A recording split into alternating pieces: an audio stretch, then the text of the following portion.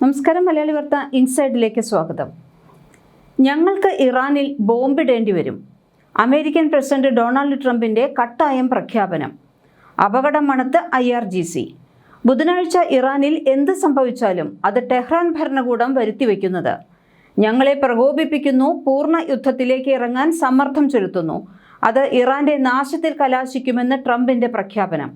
വരാനിരിക്കുന്ന ബുധനാഴ്ചയ്ക്കുള്ളിൽ വെടിനിർത്തൽ കരാറിൽ അന്തിമ തീരുമാനമായില്ലെങ്കിൽ കടുത്ത തീരുമാനത്തിലേക്ക് കടക്കുമെന്നാണ് ട്രംപ് തുറന്നടിക്കുന്നത്.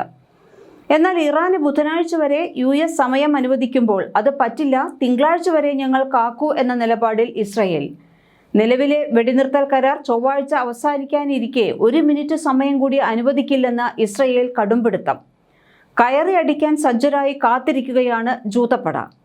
US ഇസ്രയേൽ ആക്രമണത്തിൽ തകർന്ന മിസൈൽ ബേസുകൾ പുനർനിർമ്മിക്കാൻ ഇറാൻ പണി തുടങ്ങിയതോടെ എത്രയും പെട്ടെന്ന് ആക്രമിക്കുക എന്ന ലക്ഷ്യമാണ് ഇസ്രയേലിന്. ഇറാൻ അമേരിക്ക വെടിനിർത്തൽ കരാർ അംഗീകരിക്കാനേ ഇസ്രയേൽ തയ്യാറായിരുന്നില്ല. അനുനയിപ്പിച്ച കരാറിന് സമ്മതം മൂളിപ്പിച്ചതാണ് ട്രംപ്. എന്നാൽ ഇനിയും ക്ഷമിക്കാൻ ജൂതപ്പട ഒരുക്കമല്ല. മറ്റൊരു പ്രതിസന്ധി, ഇസ്രയേൽ ഘോരയുദ്ധം തുടങ്ങിയാൽ ഹിസ്ബുള്ള വീണ്ടും തലപൊക്കും. ഇത് ഇസ്രയേൽ ലെബനൻ വെടിനിർത്തൽ കരാർ അവതാളത്തിലാക്കും. ഇറാനെ പിന്തുണച്ച് ഹിസ്ബുള്ള ഇസ്രയേലിന് നേർക്ക് ഒരു തോട്ട എറിഞ്ഞാൽ ലെബനനിൽ വീണ്ടും തീത്തുപ്പും ഇസ്രയേൽ. ചൊവ്വാഴ്ച ജൂതപ്പട ഇറാനിൽ കയറി അടിക്കാൻ തുനിഞ്ഞാൽ സമ്പുഷ്ടീകരിച്ച യുറേനിയം ഒളിപ്പിച്ച കേന്ദ്രം നോക്കിയായിരിക്കും ആദ്യത്തെ അടി. അമേരിക്കയുടെ നിലപാടിനേക്കാൾ ഇസ്രയേലിന്റെ നീക്കങ്ങളെയാണ് ലോകരാജ്യങ്ങൾ ഭയക്കുന്നത്. ബുധനാഴ്ച ആക്രമണമെന്ന് ട്രംപ് പ്രഖ്യാപിച്ചിരിക്കെ ബങ്കർ ബസ്റ്റർ ബോംബ് പേടിയിലാണ് IRGC. US ആക്രമണം തുടങ്ങിയാൽ ലക്ഷ്യം വയ്ക്കുക ആണവ കേന്ദ്രങ്ങൾ, മിസൈൽ കേന്ദ്രങ്ങൾ, ആയുധ നിർമ്മാണശാലകൾ ഇവിടങ്ങളാണ്. ഇതെല്ലാം ടണലുകൾക്ക് അടിയിലാണ്. ഇത് നശിപ്പിക്കാൻ അമേരിക്കൻ ബങ്കർ ബസ്റ്ററുകൾക്കേ കഴിയൂ. വജ്രായുധം അമേരിക്ക എടുത്താൽ ഇറാൻ വീണ്ടും തവിടുപൊടി. അല്ലെങ്കിൽ തന്നെ കിട്ടിയ അടിയിൽ തകർന്ന കേന്ദ്രങ്ങൾ ശരിയാക്കി വരുന്നതേയുള്ളൂ ഇറാൻ സേന. അതിൻ്റെ കൂടെ ഇനിയൊരു അടി കൂടി കിട്ടിയാൽ താങ്ങാൻ ഇറാന് കേൾപ്പില്ല. ഇറാനുമേൽ ശക്തമായ ബോംബാക്രമണം നടത്തുമെന്നാണ് ട്രംപിന്റെ മുന്നറിയിപ്പ്. മാസങ്ങളായി തുടരുന്ന അനിശ്ചിതത്വങ്ങൾക്കും സൈനിക നീക്കങ്ങൾക്കും ശേഷം മേഖലയിൽ വീണ്ടും യുദ്ധത്തിന്റെ കാർമേഘങ്ങൾ ഉരുണ്ടുകൂടുന്നത് ലോകരാജ്യങ്ങളെ കടുത്ത ആശങ്കയിലാക്കുന്നു. നിലവിലെ വെടിനിർത്തൽ കരാർ നീട്ടിക്കൊണ്ടുപോകാൻ തനിക്ക് താൽപ്പര്യമില്ലെന്ന് ട്രംപ് മാധ്യമപ്രവർത്തകരോട് വ്യക്തമാക്കി. നിർഭാഗ്യവശാൽ ഞങ്ങൾക്ക് വീണ്ടും ബോംബുകൾ വർഷിക്കേണ്ടി വരും എന്ന അദ്ദേഹത്തിന്റെ പരാമർശം പശ്ചിമേഷ്യയിൽ വീണ്ടും വലിയ നാശനഷ്ടങ്ങൾക്കും രക്തച്ചൊരിച്ചിലിനും കാരണമായേക്കാം. സൈനിക നടപടികൾ പുനരാരംഭിക്കാൻ പെന്റഗൺ സജ്ജമായി കഴിഞ്ഞു എന്നതിന്റെ വ്യക്തമായ സൂചനയാണ് വൈറ്റ് ഹൗസിൽ നിന്നുള്ള ഈ വാക്കുകൾ. നയതന്ത്ര ചർച്ചകളുടെ പരാജയമാണ് നിലവിലെ ഈ അവസ്ഥയ്ക്ക് കാരണം. പാകിസ്ഥാനിലെ ഇസ്ലാമാബാദിൽ വെച്ച് നടന്ന വെടിനിർത്തൽ ചർച്ചകളിൽ ആണവ കരാറുകൾ സംബന്ധിച്ചും ഉപരോധം നീക്കുന്നതിനെക്കുറിച്ചും ഒരു ധാരണയിലെത്താൻ ഇരുവിഭാഗത്തിനും കഴിഞ്ഞില്ല. ചർച്ചകൾ വഴിമുട്ടിയതോടെ സൈനിക ശക്തി ഉപയോഗിച്ച് ഇറാനെ കീഴ്പ്പെടുത്താനാണ് ട്രംപ് ശ്രമിക്കുന്നത്.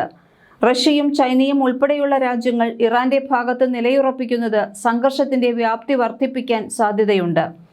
അമേരിക്കയുടെ ഏകപക്ഷീയമായ അന്ത്യശാസനം ആഗോള സുരക്ഷയ്ക്ക് വെല്ലുവിളിയാണെന്നാണ് റഷ്യയുടെ നിരീക്ഷണം.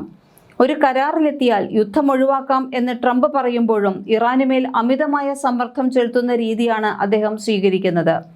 ഇറാന്റെ ഉൾനാടൻ സൈനിക കേന്ദ്രങ്ങൾ ലക്ഷ്യമിട്ടുള്ള ആക്രമണത്തിനാണ് അമേരിക്ക തയ്യാറെടുക്കുന്നത്. ഇറാന്റെ പ്രതിരോധ സംവിധാനങ്ങളെ തകർക്കാനും അവരുടെ വിലപേശൽ ശേഷി കുറയ്ക്കാനും ബോംബാക്രമണത്തിലൂടെ കഴിയുമെന്നാണ് പെന്റഗൺ കണക്കുകൂട്ടുന്നത്. എന്നാൽ ഇറാന്റെ തിരിച്ചടി ഏതു തരത്തിലായിരിക്കുമെന്നത് പ്രവചനാതീതമാണ്. ഈ സംഘർഷം ഇസ്രയേൽ ഉൾപ്പെടെയുള്ള അയൽരാജ്യങ്ങളെയും ബാധിക്കാൻ സാധ്യതയുണ്ട്. പശ്ചിമേഷ്യയിലെ പല രാജ്യങ്ങളും യുദ്ധവിരുദ്ധ നിലപാടാണ് സ്വീകരിക്കുന്നതെങ്കിലും അമേരിക്കയുടെ സൈനിക താൽപ്പര്യങ്ങൾക്ക് മുൻപിൽ അവർക്ക് മൗനം പാലിക്കേണ്ടി വരുന്നു.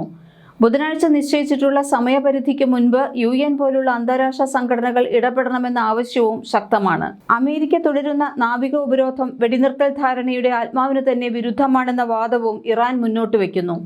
സമാധാനം സംസാരിക്കുമ്പോൾ സമ്മർദ്ദ നടപടികൾ തുടരുന്നത് വിശ്വാസം തകർക്കുമെന്നും അതിന്റെ മറുപടി ഉണ്ടാകുമെന്നും അവർ വ്യക്തമാക്കുന്നു. ഈ നിലപാട് ചർച്ചാമേശയിൽ ശക്തമായ സമ്മർദ്ദ മാർഗമായി ഉപയോഗിക്കപ്പെടാൻ സാധ്യതയുണ്ട്. കാരണം സാമ്പത്തിക ഉപരോധവും സൈനിക സാന്നിധ്യവും ഒരുമിച്ച് നിലനിൽക്കുമ്പോൾ സ്ഥിര കരാർ സാധ്യമാകുമോ എന്ന ചോദ്യം ഇപ്പോൾ കൂടുതൽ ശക്തമായി ഉയരുന്നു. ഗൾഫ് രാജ്യങ്ങൾക്കും പാകിസ്ഥാനുമെല്ലാം ഈ മേഖലയിലെ സുരക്ഷയും വ്യാപാര സ്ഥിരതയും അത്യന്താപേക്ഷിതമാണ്. അതിനാൽ അവർ സമാധാന ശ്രമങ്ങളിൽ സജീവമാകുന്നത് തങ്ങളുടെ ദേശീയ താൽപ്പര്യങ്ങളോടും ബന്ധപ്പെട്ടതാണ്. ഇതിനിടെ തുറമുഖങ്ങൾക്ക് ചുറ്റുമുള്ള ഉപരോധം തുടരുന്നതിലൂടെ അമേരിക്ക വാഗ്ദാനങ്ങൾ ലംഘിച്ചുവെന്നാരോപിച്ച് ഇറാൻ ഹോർമുസ് കടലിടുക്ക് വീണ്ടും അടച്ചിരിക്കുകയാണ്. ലെബനനിൽ വെടിനിർത്തൽ കരാർ ഉണ്ടായതിനെ തുടർന്ന് വെള്ളിയാഴ്ചയാണ് ഇറാൻ ഹോർമുസ് കടലിടുക്ക് വീണ്ടും തുറന്നത് തന്നെ.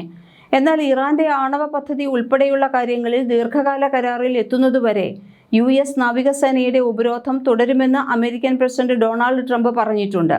ഇറാനിലെ തുറമുഖങ്ങളിലേക്കും തിരിച്ചുമുള്ള കപ്പലുകൾക്ക് മേൽ ഏർപ്പെടുത്തിയ നാവിക ഉപരോധം തുടരുന്നതിലൂടെ അമേരിക്ക വാഗ്ദാന ലംഘനം നടത്തിയതായി ഇറാന്റെ Islamic revolutionary guard corps state ടെലിവിഷനിലൂടെ പുറത്തുവിട്ട പ്രസ്താവനയിൽ പറഞ്ഞു. ഉപരോധത്തിന്റെ മറവിൽ അമേരിക്ക കടൽക്കൊള്ളയാണ് നടത്തുന്നതെന്ന് ഇറാൻ സൈനിക നേതൃത്വം ആരോപിക്കുന്നു. ഇക്കാരണത്താൽ ഹോർമുസ് കടലിടുക്കിന്റെ നിയന്ത്രണം പഴയ നിലയിലേക്ക് മാറിയെന്നും ഈ തന്ത്രപ്രധാനമായ ജലപാത ഇപ്പോൾ സായുധ സേനയുടെ കർശനമായ മേൽനോട്ടത്തിലാണെന്നും ഇറാൻ വ്യക്തമാക്കി. ഇറാനിൽ നിന്നുള്ള കപ്പലുകൾക്ക് പൂർണ്ണമായ യാത്രാ സ്വാതന്ത്ര്യം അമേരിക്ക പുനഃസ്ഥാപിക്കുന്നതുവരെ ഈ നിയന്ത്രണം തുടരുമെന്നും അവർ കൂട്ടിച്ചേർത്തു. ഇറാന്റെ സമുദ്ര അതിർത്തികളിൽ അമേരിക്കൻ നാവികസേന ഏർപ്പെടുത്തിയിരിക്കുന്ന തടസ്സങ്ങൾ നീക്കിയില്ലെങ്കിൽ കടലിടുക്കിലൂടെയുള്ള എല്ലാ കപ്പൽ ഗതാഗതവും തടയുമെന്ന് ഇറാൻ വിദേശകാര്യ മന്ത്രാലയം വ്യക്തമാക്കി. ലോകത്തെ എണ്ണ കയറ്റുമതിയുടെ 1/3 കടന്നുപോകുന്ന പാതയാണ് ഇത്. ഇസ്ലാമാബാദിൽ നടന്ന ചർച്ചകൾ ഫലം കാണാത്ത സാഹചര്യത്തിൽ ഇറാന് നേരെ സൈനിക നീക്കം നടത്തുമെന്നായിരുന്നു ട്രംപിന്റെ ഭീഷണി. തങ്ങളുടെ എണ്ണ കയറ്റുമതി തടയാനാണ് നീക്കമെങ്കിൽ മറ്റു രാജ്യങ്ങളെയും ഈ പാത ഉപയോഗിക്കാൻ അനുവദിക്കില്ലെന്നാണ് ഇറാന്റെ നിലപാട്. കഴിഞ്ഞ ദിവസമാണ് മേഖലയിൽ കുടുങ്ങിയ ഇന്ത്യൻ കപ്പലുകൾ ഉൾപ്പെടെയുള്ളവ യാത്ര പുനരാരംഭിച്ചത്. എന്നാൽ അമേരിക്കയുടെ ഉപരോധം നിലനിൽക്കുന്നത് ആഗോള എണ്ണ വിപണിയെയും ഷിപ്പിംഗ് മേഖലയെയും ആശങ്കയിലാഴ്ത്തിയിട്ടുണ്ട്. ഇസ്ലാമിക് റവല്യൂഷണറി ഗാർഡ് കോർപ്സ് അനുമതി നൽകുന്ന വാണിജ്യ കപ്പലുകളെ മാത്രമേ ഈ വഴിയിലൂടെ കടന്നുപോകാൻ അനുവദിക്കൂ എന്ന് ഇറാന്റെ പാർലമെന്ററി നാഷണൽ സെക്യൂരിറ്റി കമ്മീഷൻ തലവൻ ഇബ്രാഹിം അസീസി നേരത്തെ തന്നെ വ്യക്തമാക്കിയിരുന്നു. ഈ കപ്പലുകൾ നിശ്ചിത ടോൾ നൽകണമെന്നും അദ്ദേഹം പറഞ്ഞിട്ടുണ്ട്. ഹോർമുസ് കടലിടുക്ക് വീണ്ടും തുറക്കാനുള്ള ഇറാന്റെ നീക്കത്തെ ട്രംപ് സ്വാഗതം ചെയ്തെങ്കിലും ഇറാനുമായുള്ള കരാർ 100% പൂർത്തിയാകുന്നതുവരെ ഉപരോധം തുടരുമെന്ന് ട്രൂത്ത് സോഷ്യൽ പോസ്റ്റിലൂടെ ട്രംപ് വ്യക്തമാക്കിയിരുന്നു. ഇറാൻ ഇനി ഒരിക്കലും ഹോർമുസ് കടലിടുക്ക് അടക്കില്ലെന്ന് സമ്മതിച്ചിട്ടുണ്ടെന്നും അദ്ദേഹം പിന്നീട് പറഞ്ഞിരുന്നു. എന്നാൽ ഇപ്പോൾ അതെല്ലാം തന്നെ വെറുതെ ആയിരിക്കുകയാണ്. ലോക വിപണികൾക്കായി ഇപ്പോഴത്തെ പ്രധാന ചോദ്യം ഒന്നാണ്: ഹോർമുസ് കടലിടുക്ക് സ്ഥിരത കൈവരിക്കുമോ? ഈ ജലപാതയിൽ വീണ്ടും തടസ്സമുണ്ടായാൽ എണ്ണവില കുതിച്ചുയരാനാണ് സാധ്യത. ഗതാഗത ചെലവ് വർദ്ധിക്കും, വിതരണ ശൃംഖലകളെ ബാധിക്കും. അതിന്റെ ആഘാതം ഇന്ധനവില മുതൽ സാധനങ്ങളുടെ വില വർധനവ് വരെ പല രാജ്യങ്ങളിലേക്കും പടർന്നേക്കാം.